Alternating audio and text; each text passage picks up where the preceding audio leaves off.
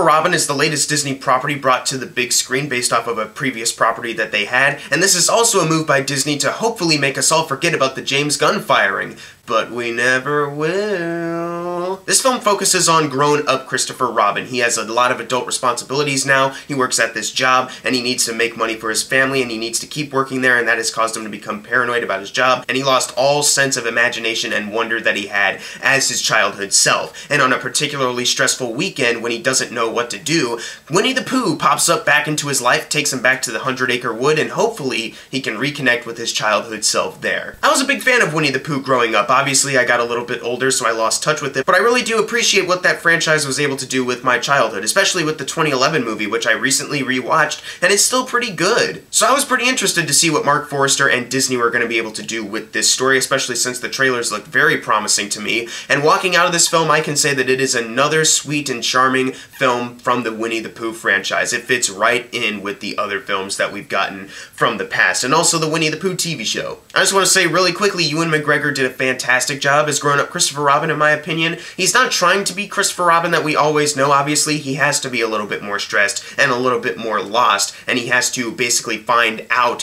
who he used to be. And I thought through that performance, Ewan McGregor did a very good job with the Christopher Robin character and making it his own. But I think everyone just kind of wants to know how our famous characters are. Winnie the Pooh and Tigger and Eeyore and all these guys, they are fantastic. First of all, the CG for them looks very good. I like the choice of having two of them be like real animals, the owl and rabbit, but then the other ones are all stuffed animals. Like, I thought that was a very nice touch. And also the CG looks very good whenever Ewan McGregor is walking around and talking to these things. Like, it actually feels like they are existing with him. That's some really good acting from Ewan McGregor's part as well, but also CG-wise, it almost looks like they're completely there. And as far as their characteristics, though, they're all perfect again. Kanga and Roo are the same as they've always been. Rabbit's always fun. Peter Capaldi did a good job. Toby Jones did a good job as the owl as well. Whoever did the voice for Piglet in this movie, I thought he did a good job capturing that very panicky but trying to be brave, but he can't really muster that kind of bravery performance. Eeyore was phenomenal though. Brad Garrett, who did Eeyore, he was a perfect choice for Eeyore in this movie. Almost every single line of dialogue from him had me cracking up. His depression is hilarious, and I know that sounds terrible, but if you know Eeyore, then you know that his depression is just really funny. He's the most depressing one out of them, but gosh darn it, it's hard not to just relate to whatever he says sometimes too. And then of course you get to the famous Jim Cummings, who did Tigger in this movie once again, the same excitable Tigger that we all know, and he was fantastic again seeing him in this movie.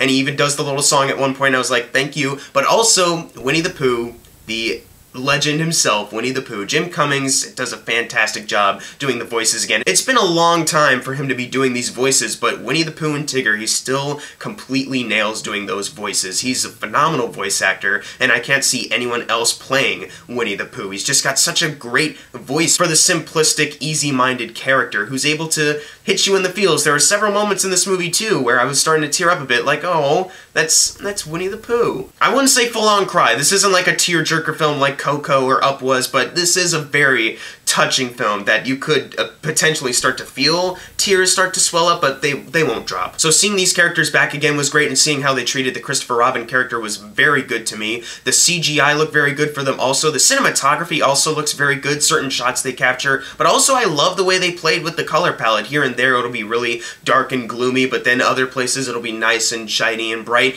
and I was like, that's a really good touch. Like, I really like the way they're treating the color palettes and the use of lighting in this film. Like, it's a very well-directed film. Mark Forrester did a really good job with this one. And he's usually someone I'm really iffy on. Like, I had a fun time with World War Z, one of his recent films, but then I think back to Quantum of Solace, and I'm like, But in this film, I think he did a really good job behind the camera. I can see a lot of people docking this film because it's not like this complex, deep story or anything, but if you think back to Winnie the Pooh from the past, like, those movies and shows have never really been too deep or like psychologically like tormenting or anything like that. It's always been very simple and very easy to watch. Like, for kids, it's not the deepest thing ever, like you could show them like an Up, but it's very simple, and they're able to learn something from it while also being entertained. So this film's story actually is able to capture that same magic that the previous Winnie the Pooh projects have offered before. It's a very simple tale, but it's got enough charm and got enough heart and a good enough message for the kids, how you can still grow up, and that's inevitable, but you can still hold on to your youth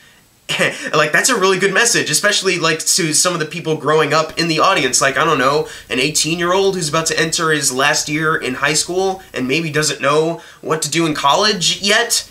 Like, that's a good message. So this film has a really nice heart and charm. The characters are all the same that you knew them as before. Ewan McGregor worked off them very well. And the story itself, it has a message attached to it that can actually impact people more than just kids. I do have a couple issues with this movie, though, and I'm gonna have to explain them a lot, but they're really not huge hindrances on the plot. Like, overall, I still did really enjoy this film, but these things are just... they're a little hard to explain, so just bear with me for a second. First of all, I think it's all very well known that all of these characters were in Christopher Robin's head, but in this film they tried to add in the, oh wait, they're actually real thing, and I thought for a second, like, okay, the way they're filming this, the way Mark Forster's directing it, it seems like you can look at these people reacting to these guys in two different ways, and I was like, okay, that's actually a very subtle way of doing that. Like, kids can think, oh, they're seeing the real animals talking and stuff, but adults can be like, well, maybe, and as the film kind of progressed, they introduced some more things, and I was like, they're still doing a good job subtly with this. But then there's this one scene that pops out of my mind where I was like,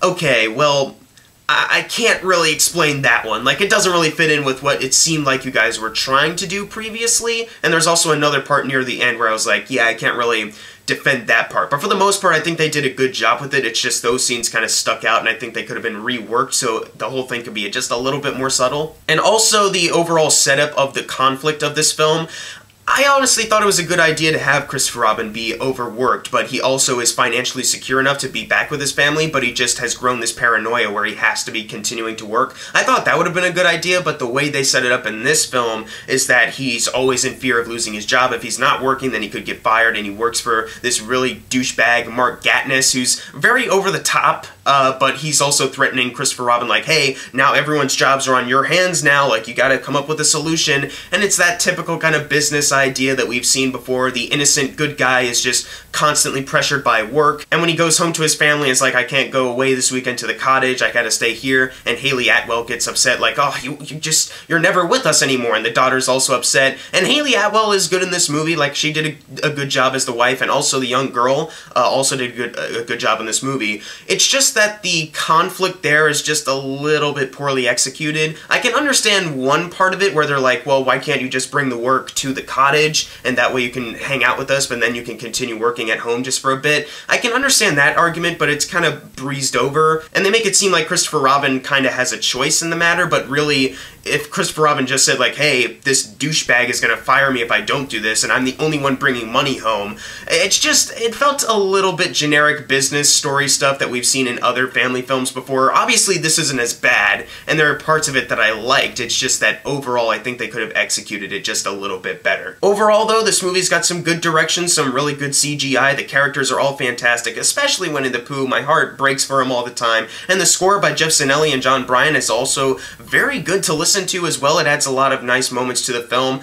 Overall, it's a very sweet movie that you can take your family to and they can all have a good time, and even you could have a good time if you're a little bit older than the young children. I'm gonna give Christopher Robin a B+. It's a very simple film, but it's kind of alike to Winnie the Pooh's thinking. Very simple-minded, but still is able to give you a message that you're like, alright, that's actually gonna stick with me. Thanks, Winnie the Pooh. Though it does have some story issues here and there for me, I think overall it's just a sweet and charming enough film that I could see myself watching this film again. And how could you resist seeing these characters back on the big screen? They're so well acted too. But if you've seen Christopher Robin, leave in the comments below what you thought of it, and as always, thank you guys for watching. Make sure to subscribe. I'm Jackson Fulcher. See you guys next time.